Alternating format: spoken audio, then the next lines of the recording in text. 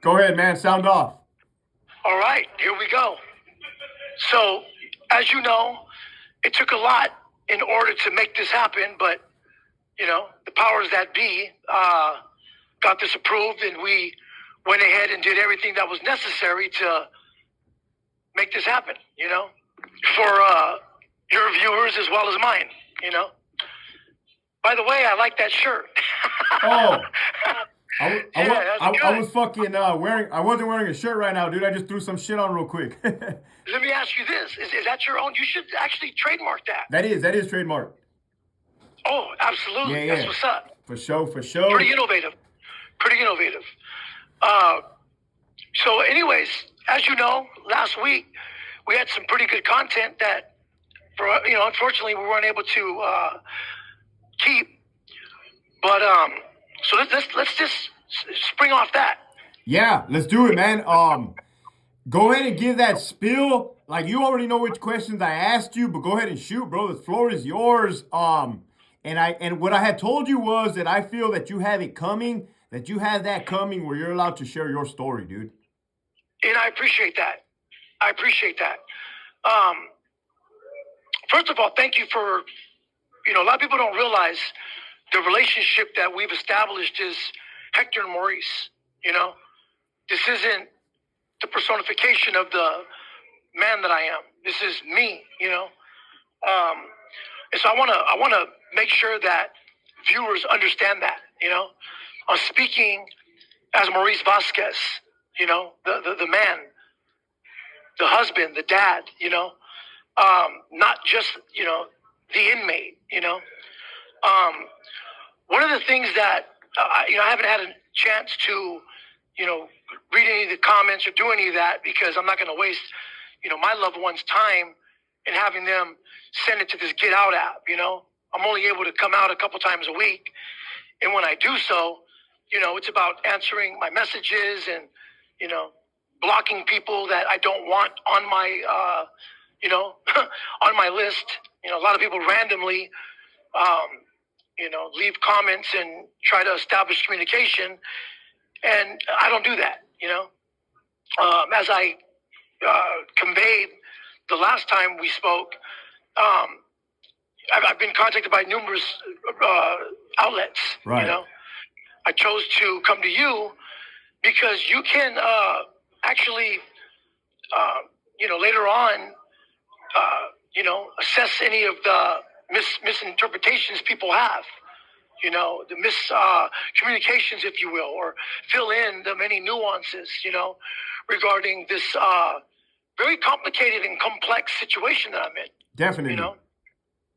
One thing in particular that I feel compelled to confront is that I believe there was some comment, and one of these obsessed fanatics of mine has their own channel, and from what I heard, this schmuck is acting like he works for the district attorney's office or something, and he was conveying something about me playing the victim card, and that within itself, it had me appalled. I was appalled to hear that because this jailhouse schmuck just a couple years ago was trying to identify himself as one of my compadres, trying to literally utilize my movement as a platform to propel whatever, he had going on at the time. And so I felt, it's my duty, it's my responsibility to my people to make sure that I confront this inconsistency. And, ironically, I wasn't aware of how popular I was on YouTube at the time. So I kind of made this schmuck kind of popular because people were wondering who this putz was. Because nobody knew who this guy was. He actually probably had like a couple hundred people on his channel at that time.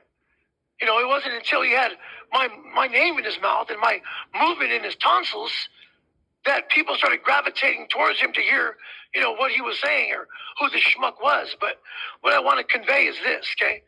Anyone who knows me knows that I don't play. So I wasn't playing anything, okay? I wasn't playing no type of card because, frankly, I don't play cards. Anybody that knows me knows I don't play cards. I don't gamble. I don't play poker. I don't play spades or pinochle or any of the other, stupid games that people are obsessed with. Well, excuse me. I don't want to say stupid games. I don't want to, disrespect those, that might be gamblers or card players. Everybody's always so, they're always so sensitive when it comes to things. But so one of the things that they had said was like, why did you play the victim card? But the first conversation we had on the video was like, hey, you're accepting accountability for what the allegations are, but absolutely. you gotta remember, and you say like, hey, I'm a victim of what the fuck the predicament they put me in. Yes. So yeah, and that's the thing. When I say that I'm a victim, right? I'm a victim of circumstances. I'm a victim of circumstances that should have been prevented and could have been avoided. Okay, I'm a victim of circumstances. We got that straight. So that's what it is. Look where I'm at. Man, you got an EOP behind you. He starts jacking off, man. I'm gonna turn this shit off right now. That'll go on right here, man. That'll go on. But in fact, you know what? Excuse me, gentlemen, Mr. Lau, can you get that curtain and put it behind me, please? I asked you a little while ago. It's all. I appreciate it. I don't know. You have to ask. There's a shower curtain. Yeah, please. Somebody I'm talking to. This is kind of important. Thank you. So as I was conveying, right, and I appreciate it. So first of all, let me send shots out to B facility over here where I'm at, CHCF. Okay. So my shots out to B facility, not only to the incarcerated individuals, but to those that are protecting us and keeping us safe here. Instrumental in the development of making this happen. And like I said, I've said it before. I'll say it again. I'm not shy to say it. The warden here, Warden Jones, she's old school, but she's old school. She pushes that new narrative, but she rewards positive behavior.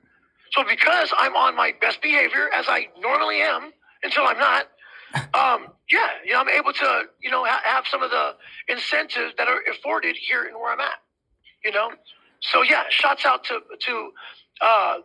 Warden Jones, and I know that some people are going to be in the comments talking crap about that, but I don't give a shit. Right. And I've told you before, I'm not the one viewing this. Right. I'm not the one, sitting here, and I know how the algorithms of how this work. And I noticed one thing about you is you got a pretty loyal fan base, man. Yeah. And what I mean by that is you don't have 100,000, subscribers, yet only getting, 5,000, 10,000 views. You know what I'm saying? Right. And like I heard, even when you mentioned me, or mentioned, the fact that we were in contact with one another, there's a lot of naysayers. They didn't believe you. They were thinking that you were doing like a lot of these other channels do and use my name as clickbait. Yeah. Because they want to raise their views. But as you know, you can click on and click off as many times as you want. What matters, where you're going to get paid, where the algorithms of the finances come through, is how long you stay. Right. The percent of how long a person stays on that video. You know what I'm saying? And so, I'm sure you're going to get a lot of reaction. You're going to get people that are, feeding off this content. But I can say this: you're the only person I'm fucking with right now. Okay? No, I respect that, man. I respect that. Straight up.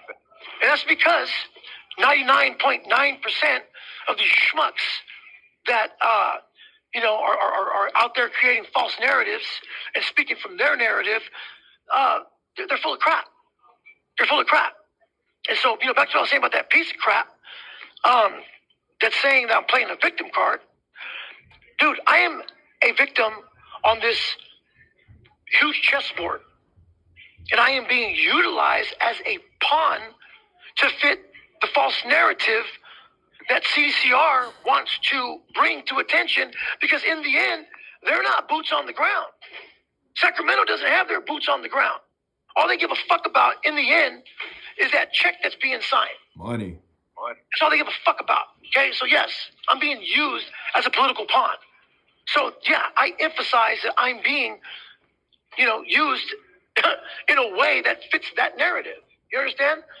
So people should do a little bit of, digging into some of the nuances of this situation, and rather than being a rat, Oh, it's this situation is complex, man. And let's talk about how I told you, and I was explaining to the crowd that it wouldn't have been in your best interest to go up to the sergeant on A yard and say, "I can't be here." Let me ask you a rhetorical question. I'm very, very glad you said that. As an LT, what would have been your responsibility? What would have been your duty, even if I worked for you, right? Even if I worked for you and I was your clerk, and I said, "Hey, LT, there's a guy on this yard that I got written up for." What would you have had to do, man? If I told you there was a guy on this yard that's 812 and that I was in the shoe for conspiracy to murder this man? I would immediately. What would you have had to do? I would immediately put you in handcuffs, dude. Had you escorted to the holding cell in the gym, packed all your fucking property, issued a fucking lockup order, ASU placement notice, 7219. You off to the hole you would have been, man. Yes. Like I said, man, that's why I'm right here. Right. That's why I'm on your platform. Because you're able to recognize that. And so people have to understand something, okay? In hindsight, there's a part of me that wishes I would have done that. Right. There's a part of me that wishes I would have done that, man, because I understand that I let a lot of people down, man. I let a lot of people down, okay?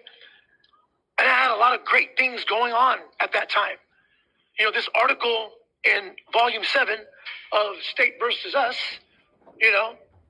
this had just came out.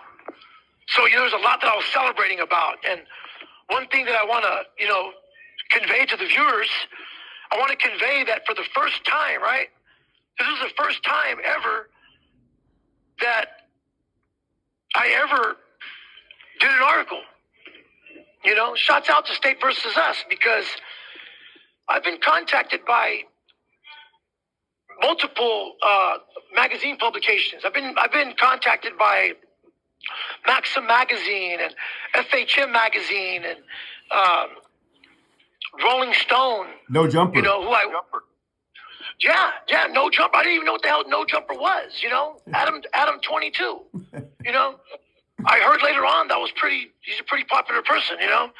So perhaps I should have contacted him. But one thing I was proud to convey is that there you see Maurice Vasquez. Right. Okay? Yeah, you can read it. This article is about Maurice Vasquez. When they contacted me, they wanted to know about badass Snoop, right? But I turned the narrative to my own because I'm creating a new narrative, which is so hard to do, man. In this environment, in this subcultured environment, where violence is a universal language that intrigues everybody, nobody gives a shit that I was a mentor. Nobody gives a shit that, I was one of only 2 people that was about to start, my bachelor's degree. And those are things that I'm so proud of, man. This article is something that I was proud of, but nobody gives a shit about that. People glorify this negativity. People glorify